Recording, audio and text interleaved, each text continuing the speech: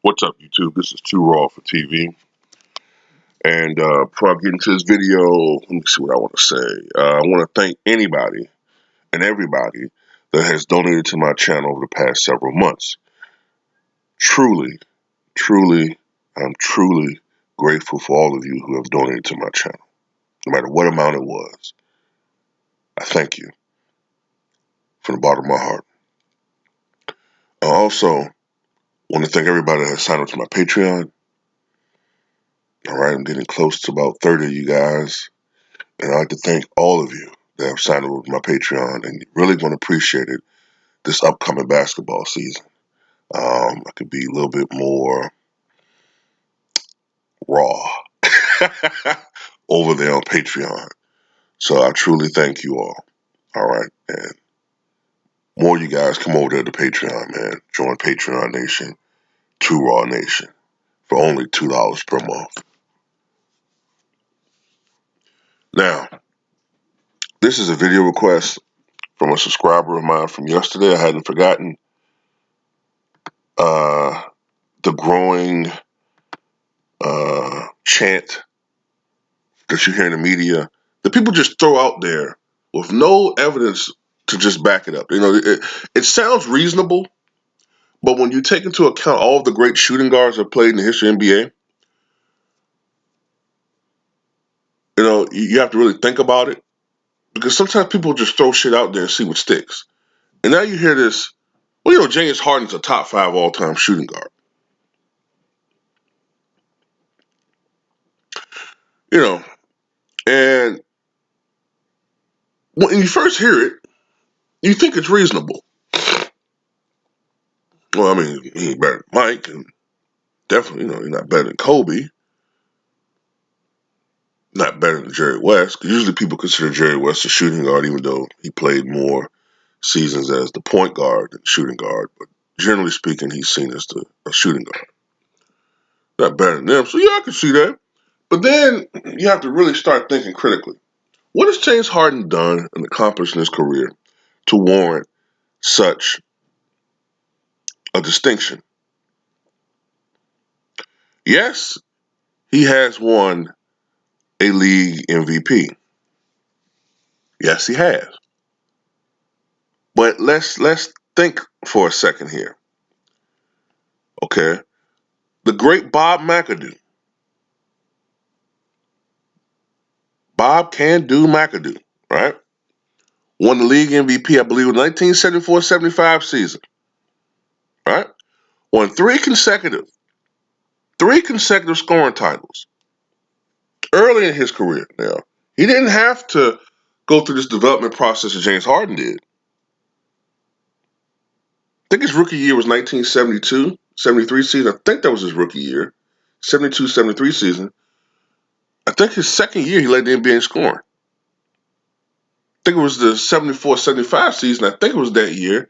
He averaged over 34 points per game. I think it was 34 and a half. Someone can correct me. I think it was 34.5 points per game. So this guy was a big time scorer. But nobody pretty much has Bob McAdoo in their top 10 power forwards. So I don't want to hear that MVP argument. Don't really want to hear it. No, that just puts him in that discussion because of the MVP. What about, you know, James Harden and the fact that he consistently chokes in the playoffs? See, people kill me with this. They'll put up with James Harden. Oh, he won an MVP. He got cheated out of it this year. You know, he won the MVP and he averaged only Michael Jordan had a higher scoring average for a guard. Blah blah blah.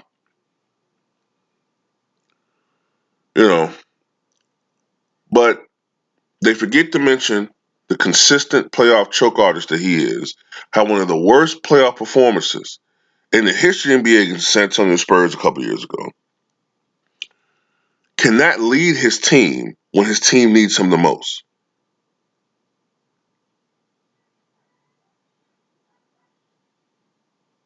And let's not even get into his less than stellar efforts on the defensive end of the floor.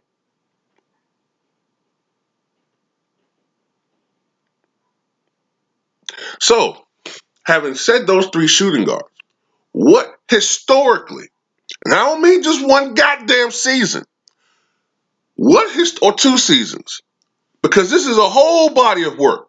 This is a career of work, not just 1 or 2 fucking seasons. What in his career would put James Harden ahead of guys like Dwayne Wade, Clyde Drexler, George Gervin, Sam Jones,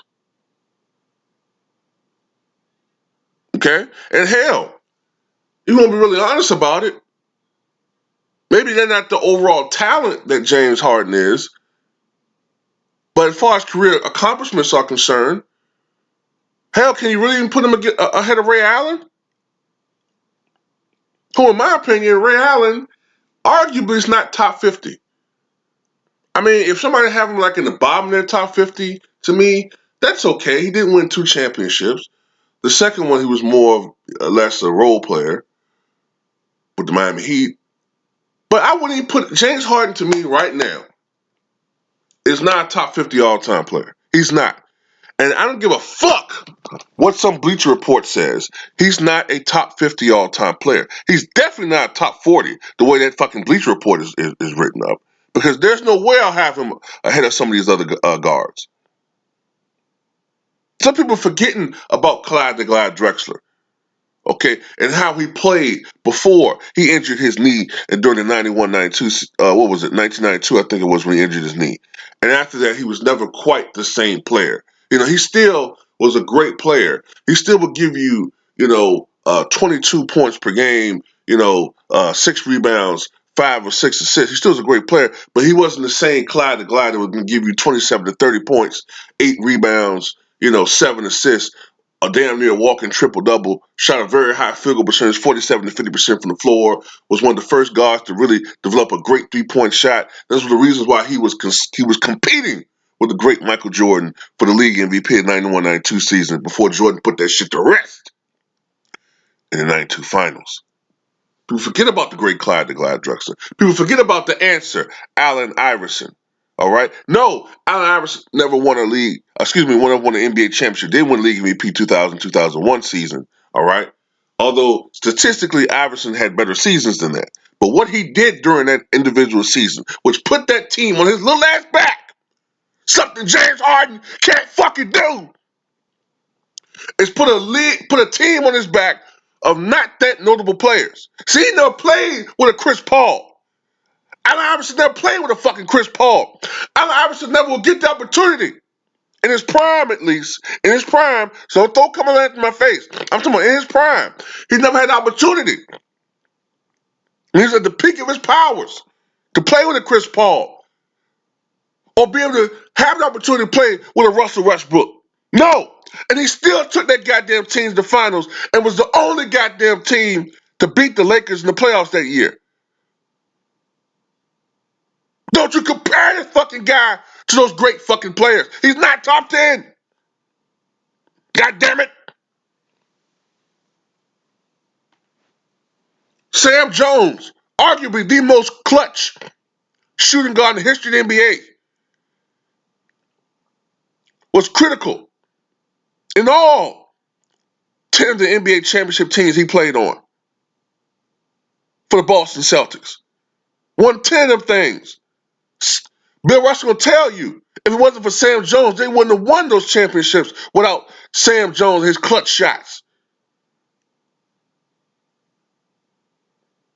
Master of the bank shot, Sam Jones. The third greatest shooting guard in the 1960s, I'll put it like this. The third greatest guard of the 1960s behind only Oscar Robertson and Jerry West. He don't get his due because he gets buried behind the Boston Mystique and behind the greatness of Bill Russell and Bob Cousy. But Sam Jones was a beast. You gonna respect these fucking legends on this goddamn channel, goddammit.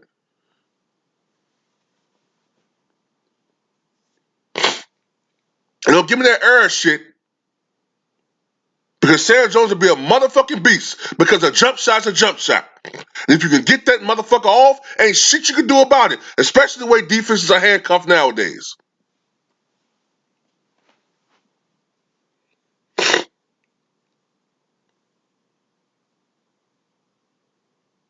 There's a plethora of great guards that are in the conversations being better than this goddamn dude who only is great because of all the rule changes. He takes advantages of the rules that are set in place to have guys like him be able to score. He wouldn't be doing this shit 20 years ago.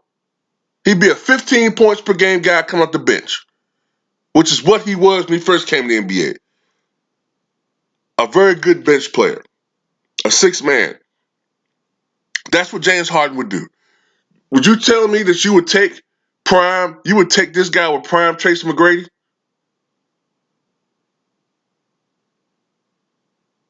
If you will, I'm sorry, but I don't know what you're thinking.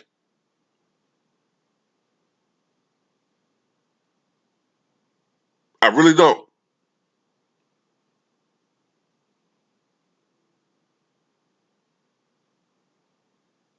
Give me Earl the Pearl Monroe over him any day.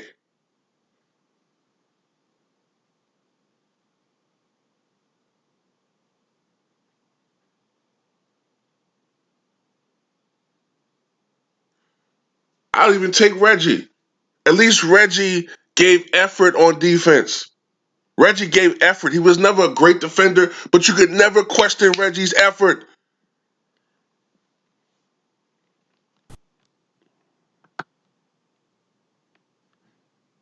And Reggie didn't choke in the playoffs. I don't understand why people don't emphasize that more. I don't care. The regular season matters to an extent. It does. It matters because what you do in the regular season qualifies you for the playoffs. But when you get to the playoffs, that's where legends are made. And I'm sorry, when you consistently choke in the playoffs like this guy has, okay, that's one of the knocks on Chris Webber. That's why Chris Webber, a lot of people wonder, damn, this guy's putting up 29, 10. Why he not in the finals? I mean, excuse me, why he's not in the Hall of Fame? Because partially because of his reputation in the playoffs. He choked a lot. And I loved Chris Webber and I hated it. And I knew in the back of my mind, this is going to hurt Chris Webber down the line when it comes to Hall of Fame. He's going to have to get in a year when it's weak. That's his best opportunity when it's a weak field.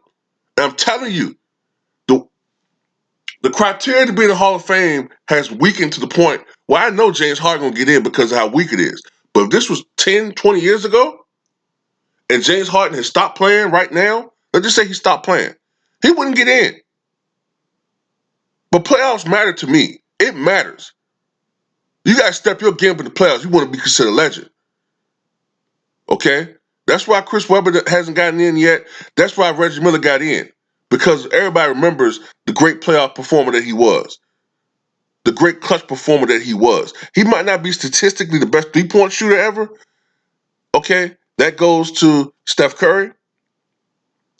But when it comes to clutch trays, when I need a clutch three-pointer on a big stage, okay, when the pressure is at its highest, oh, give me Reggie Miller. Give me Ray Allen. Curry, I don't know, man. Sometimes I don't trust him. I'm starting not to trust Curry in certain situations. I mean, don't get me wrong. He's a great player, and he's better than them. But that's that LeBron James argument. Talent-wise, LeBron James is off the charts. Arguably the most talented basketball player in the world. I mean, that we've ever seen. Talent-wise. But when it comes to certain situations, hey, man, history. Look, the evidence speaks for itself. But going back toward James Harden, hell to the fucking no. He is not a top 5 all-time shooting guard. I don't care what anybody has to say in response to this video. He is not a top 5 all-time shooting guard. And you got to give me more than nerd and analytical statistics. Okay? Statistics matter but they don't tell the whole goddamn story. Okay? They don't tell the whole story. A lot of these equations and a lot of these formulas, okay, are slanted. They're biased. You use the numbers, but you gotta use the eye test. You gotta use your judgment, okay? Use your basketball knowledge. Look at these games, okay? And then make your analysis.